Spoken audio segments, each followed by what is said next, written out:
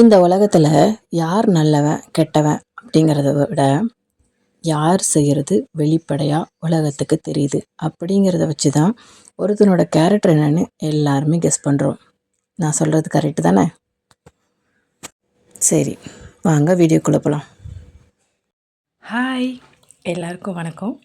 என்னோடய சேனலில் வீடியோ பார்க்க வந்ததுக்கு ரொம்ப ரொம்ப நன்றி. இந்த வீடியோ கண்டிப்பாக உங்களுக்கு யூஸ்ஃபுல்லாக இருக்கும். ஸோ வீடியோவை கடைசி வரைக்கும் பாருங்கள் அண்ட் சப்ஸ்கிரைப் பண்ண மறந்துடாதீங்க. தேங்க்யூ. இந்த உலகத்திலேயே யாருங்க நல்லவன் யார் கெட்டவன் இப்படிங்கிற கேள்வி பல பேருக்கு ஓடிக்கிட்டே இருக்குது. யாரை நம்புறதுன்னே தெரில, எல்லாவனும் ஏமாற்றிக்கிட்டே இருக்கான். நல்லவன் மாதிரியே நடந்துகிட்டு இருக்கான், திடீர்னு அவன் சுயரூபத்தை காட்டிடுறான். நம்ம இந்த உலகத்தில் யாரை தான் நம்ப இப்படிங்கிற கொஷின் மார்க்கோடைய பல பேரோட வாழ்க்கை இந்த உலகத்தில் ஓடிட்டுருக்கு. நிஜமாவே நல்லவனா யார்? ஒரே ஒரு விஷயத்த மட்டும் ஞாபகத்தில் வச்சுக்கோங்க. ஒரு தப்பை செஞ்சு ஒருத்தன் ஈஸியாக மாட்டிக்கிட்டான்னு வச்சுக்கோங்களேன், அவன் இந்த உலகத்தில் கெட்டவங்கிற பேரோட உலா வருவான். அவனை தள்ள நிம்மதி கூட விடாமல், இந்த உலகத்தில் அவனை ஒரு மனுஷனாகவே மதிக்காமல் ரொம்ப கேவலப்படுத்துகிற நிலைமைக்கு தள்ளப்படுறான். ஆனால் நல்லவன் நான் யாருன்னு நினச்சிட்ருக்கோம்? அவன் தப்பு செஞ்சு வெளி உலகத்தில் மாட்டவே மாட்டான். அப்படி மாட்டாமல் இருக்கிறவன் இந்த உலகத்தில் நான் தான் நல்லவன், நான் தான் இந்த உலகத்தையே தூக்கி நிப்பாட்டிக்கிட்டு இருக்கேன், இந்த உலகத்தையே தூய்மையாக்கிற உத்தவன் நான் தான்னு சொல்லி வெளி உலகத்தை ஏமாற்றிக்கிட்டு அவனையும் ஏமாற்றிக்கிட்டு ஒரு போலியான வாழ்க்கை வாழ்கிறவனை தான் நல்லவன் நம்ம நம்பிகிட்ருக்கோம். நல்லவன் அப்படிங்கிற ஒன்று அவன் மனசுக்கு பயப்பட்டு தான் மனசாட்சிக்கு விரோதமாக ஒருத்தன் செய்யக்கூடாது அப்படின்னு நினைக்கிறவனை மட்டும்தான் நல்லவன் சொல்லணும். இன்னும் தெளிவாக சொல்லணும்னு வச்சுக்கோங்களேன், தப்பு செய்கிறதுக்கு 100% இல்லை, 1% வாய்ப்பு கிடச்சும் அந்த 1% கூட நான் யூஸ் பண்ணிக்க மாட்டேன், என்னோட கண்ணியம் என்னன்னு எனக்கு தெரியும்னு ஒருத்தன் எப்போ அந்த தப்பை விட்டு தள்ளி நின்று பார்க்குறானோ அவன் மட்டும்தாங்க இந்த உலகத்தில் நல்லவன். வேறு யாருமே நல்லவன் கிடையாது.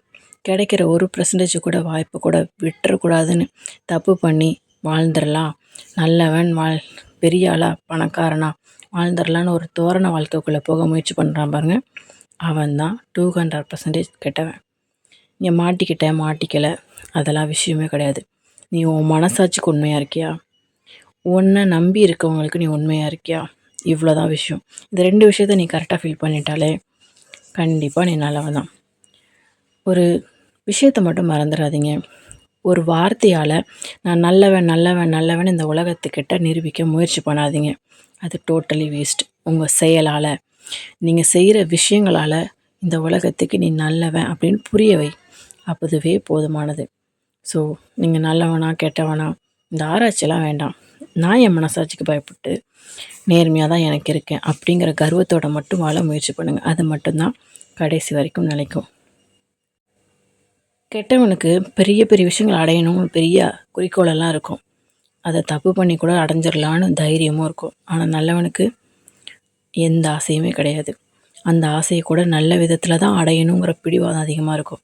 இவ்வளோ தான் நல்லவனுக்கும் கெட்டவனுக்கும் உள்ள சின்ன வித்தியாசம். இந்த வித்தியாசம் அவனுக்கு புரிஞ்சிட்டாலே அவன் நல்லவனாக தான் வாழ்வான். நீங்கள் இல்லை, நான் இல்லை, அவனை யாராலையும் மாற்ற முடியாது. ஸோ உங்களுக்கு இந்த விஷயம் புரிஞ்சிருக்குன்னு நினைக்கிறேன். ஈஸியாக நம்மளால் நல்லவன் கெட்டவன் அப்படிலாம் யாரையுமே ஐடென்டி பண்ண முடியாது. எல்லா நல்லவனுக்குள்ளேயும் கெட்டவன் இருக்கான், எல்லா கெட்டவனுக்குள்ளேயும் நல்லவன் இருக்கான். ஸோ நமக்குள்ளே எத்தனை பேர் இருக்காங்கங்கிறத நம்மளை கேள்வி கேட்டுக்கலாம்.